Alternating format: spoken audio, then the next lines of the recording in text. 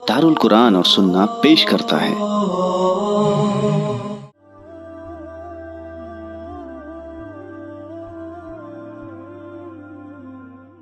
कि मेरे शौहर की मिल्कियत में बहनों का हक है क्या? बहनों का मतलब उसके शौहर के बहनों की, मेरे शौहर की मिल्कियत में उनके बहनों का हक है क्या जो उन्होंने अपना कमाया? देखिए, हक दो तरह का होता है, एक ज़िंदगी में, एक मरने के बाद।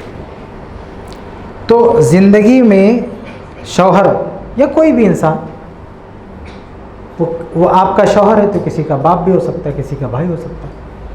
तो इसलिए मैं इंसान कहता हूँ, कोई भी इंसान है, कोई भी आदमी है, तो कभी कभी उसके माल में उसकी बहन का वाजिबी हक बन जाता है।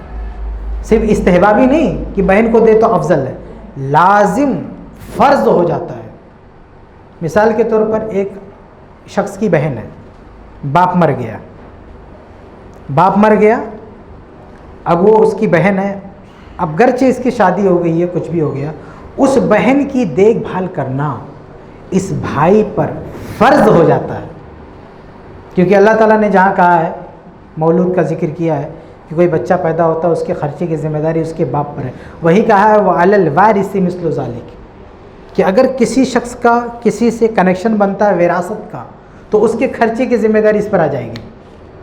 तो अगर बाप ने औलाद छोड़ी है, बेटियां, मर गया, अभी बाप का साया उड़ गया, अब उन बच्चियों की देखभाल करना भाई की पर फ़र्ज है। फ़र्ज, हम ये नहीं कहेंगे कि मुस्तहब है, फ़र्ज है, लाजिम है, ज़रूरी है, उसको करना पड़ेगा। दलील क्या? कुरान की आयत वअलल वारिसी मिस्लु ज़ालिक, क्योंकि वारिस बन रहा है, बहन का वारिस बन रहा है भाई।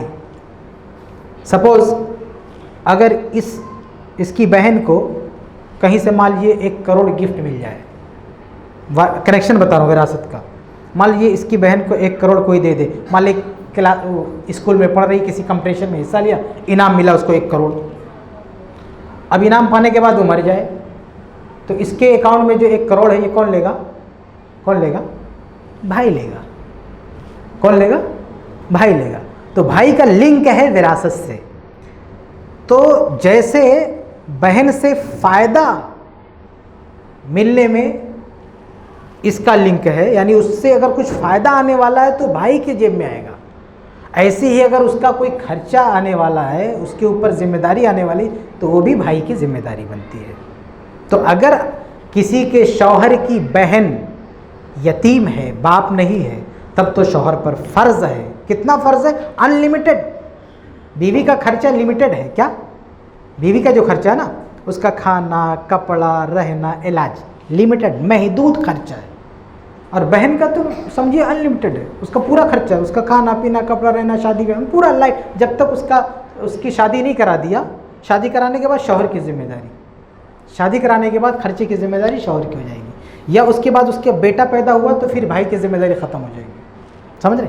क्योंकि बेटा पैदा होती है विरासत का कनेक्शन टूट जाएगा। अगर बहन को लड़का पैदा हुआ तो अब उसके बाद प्रॉपर्टी छोड़ के मरेगी बहन ना, तो इस भाई को नहीं मिलेगा, बेटे को मिलेगा। तो बेटा आते ही ये कनेक्शन ख़त्म हो जाएगा विरासत का। तो देखिए, बाज़ हालात में फ़र्ज़ होता है बहन का, ये मैं ज़िंदगी में बता रहा हूँ।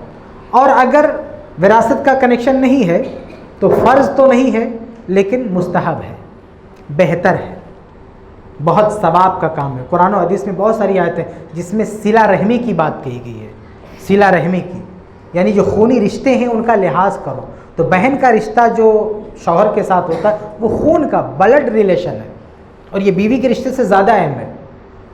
बीवी का रिश्ता क्या आदमी खुद बनाता है, वो तोड़ भी सकता है, टूट भी सकता है, लेकिन बहन का रिश्ता टूट नहीं सकता, अटूट रिश्ता है, वो परमानेंट लिंक है, वो कभी टूट नहीं सकता, ना कोई तोड़ सकता उसको। तो वो जो रिश्ता है बहुत मजबूत है, ठीक है। इसलिए अगर किसी शौहर की बहन है तो वो उस पर ख़र्चा करना चाहता है, यानी वाजिबी खर्च नहीं उस पर आ रहा, फिर भी देना चाहता है, गिफ्ट देना चाहता है, हदिया देना चाहता है, तो ये बहुत अच्छी बात है, उसको करना चाहिए। जैसे बीवी के बारे में हम कहते हैं कि बीवी का सिर्फ 4 ही खर्चा है, लेकिन कोई उसके नाम एक फ्लैट करना चाहता है, नो प्रॉब्लम, करे, कौन मना कर रहा है? यानी खर्च उसके हक़ से ज़्यादा अगर कोई शौहर देना चाहे, अल्लाह ने उसको नवाजा, दे दे बीवी को, कौन मना कर रहा है? तो ऐसे बहन, उसकी बहन है, उसको देना चाहता तो दे दे, कोई रोक नहीं सकता। तो ये इस्तेहबाबी खर्चा है, ये हयात में है। ये कब है? हयात में। मरने के बाद भी बहन का लिंक है, मरने के बाद भी। एक आदमी अगर शौहर मर गया तो शौहर के मरने के बाद अगर शौहर की मुज़क्कर औलाद नहीं है, बेटा नहीं, मेल नहीं है, या मान लीजिए शौहर की कोई औलाद ही नहीं है, शौहर मर गया, उसकी बीवी है और उसकी बहन है, तो शौहर की जायदाद में से 1/4 बीवी को मिलेगा और 3 हिस्सा बहन को जाएगा, यानी बीवी से ज़्यादा बहन को जाएगा, बीवी से 3 गुना ज़्यादा। यानी 4 लाख छोड़ के मरता है तो 1 लाख बीवी लेगी, 3 लाख उसकी बहन लेगी, अगर औलाद नहीं है तो। और अगर औलाद है लेकिन मुअन्नस औलाद है, फीमेल जो है, फीमेल है, लड़कियां सिर्फ हैं, तो भी बहन को हिस्सा जाएगा, तो भी बहन को हिस्सा जाएगा। शौहर मर गया, शौहर की सिर्फ बेटियां हैं, तो बेटियों को शौहर की जायदाद में से 2/3 मिलेगा, 1/3 उसकी बहन को जाएगा, 1/3 उसकी बहन को जाएगा। समझ रहे? तो मरने के बाद भी बहन को हिस्सा मिलेगा। हाँ, शौहर का अगर लड़का हो गया, लड़का, तो अब बहन का कनेक्शन टूट गया, अब शौहर की सारी जायदाद उसकी औलाद की होगी, बहन को हिस्सा नहीं मिलेगा।